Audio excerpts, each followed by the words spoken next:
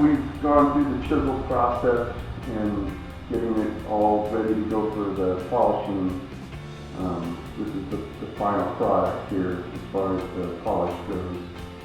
We're going to go through a grit sequence of polish pads, which is also for a regular polish, and then we're going to go back over it with some of these texturing brushes, which takes a lot of the really sharp, jagged stuff out of the edges so people don't cut it.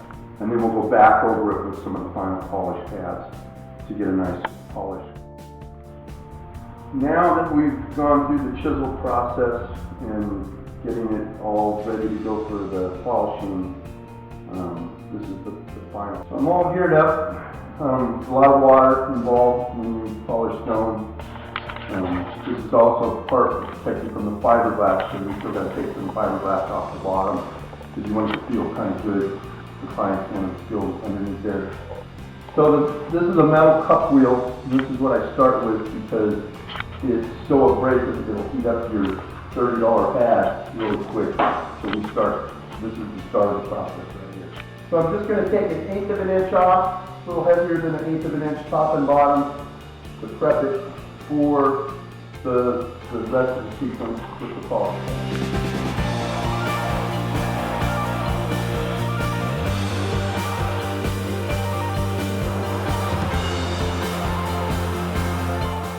Wheel, I take it off just barely an inch, not quite, because the 30 grit is real aggressive, the 50 grit's real aggressive, and the roll, the way I like them to look, I think they look the best, is to not make the roll too big. We want it to look as natural as possible. So this is the 30 grit, and we're going to kind of touch it up a little bit more, go a little more of the fiberglass off the bottom. When I operate this tool, if you want to get the bottom without having to flip the stone upside down, what I do is I turn the water on and I turn it off. And I start going until I start seeing some dust or I can start smelling it. And then I turn it back on and I turn it off. And that keeps the tool from getting all filled up with water and tripping the jet by. All right, rock and roll.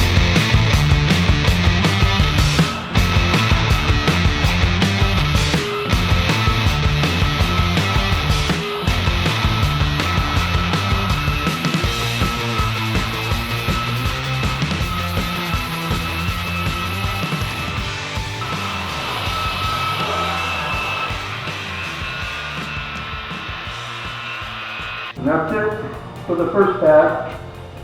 Actually, I'm going to go to the brushes. So we're going to the brushes. This is a 36 grit diamond impregnated texturing brush for doing leather and CC. It's put directly on here, but if you don't use the snail lock, this little snail lock part is designed to be a quick release. So once you get them on, boom. The way we do it here at Artistic Stone, Metal and Timber, Joliet, Montana 59041. You do not want to get up on the face. You do not want the brushes to get on the high polish because it'll be a hazy mark and you can't really get it out. So the technique that I do is I make sure that I don't go past that point and I don't let it get past the part that I've already essentially doubled or rolled. The bottom doesn't matter, because you kind of do want to get the bottom and get it cleaned up a little bit more, but you don't go past almost really the 90% mark, maybe a couple more degrees. Brand new pad brushes, you don't, because they're longer bristles and they'll reach on the face. And once you scar the face, you've got to figure out how to make it look good again. So we're going to do the 36, and then we're going to roll through it. And then after we get it completely done with the brushes, then we're going to jump back to the polish pads and do the polish. We're going to polish the roll.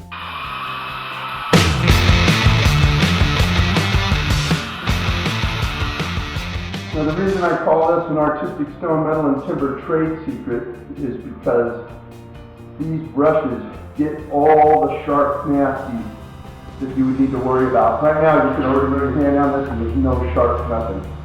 But it looks freshly chiseled, and it gives it that real natural look. And that's the reason I use the brushes, is to get the sharp nasties all gone, but it still looks raw. And we're just going to go through the rest of the process until we get to the polish pad.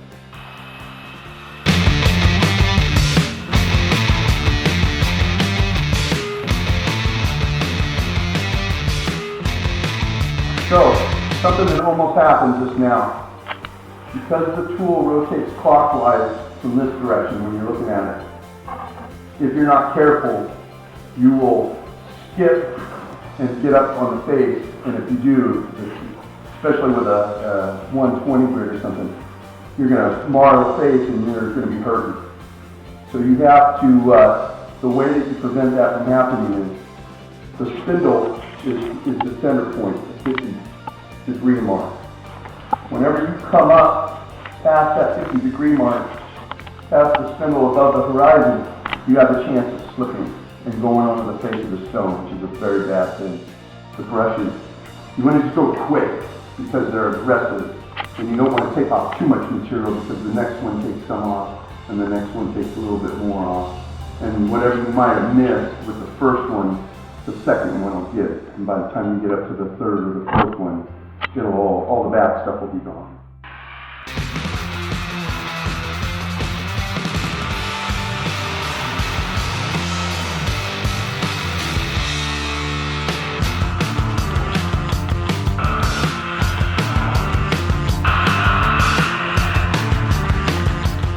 So most of that I did was not turning the water on at all, except for just for a minute from the beginning. And you can even use what you got on the face to lubricate it enough, because the finer the grit, the less water you need. And the less water you use, the better it does.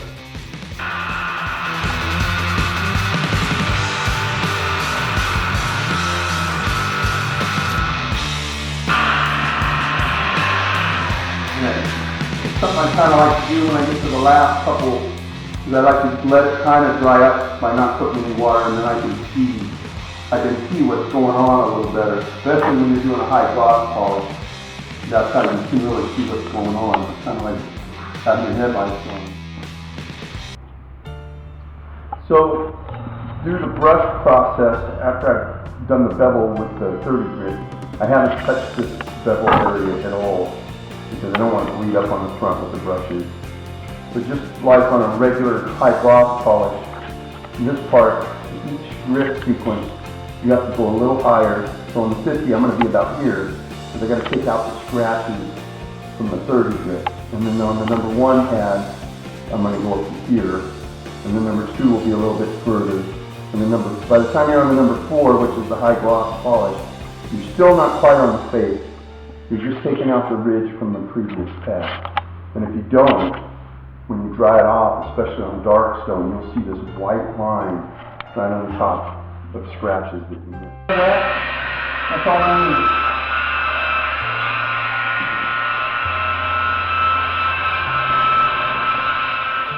That's all I need.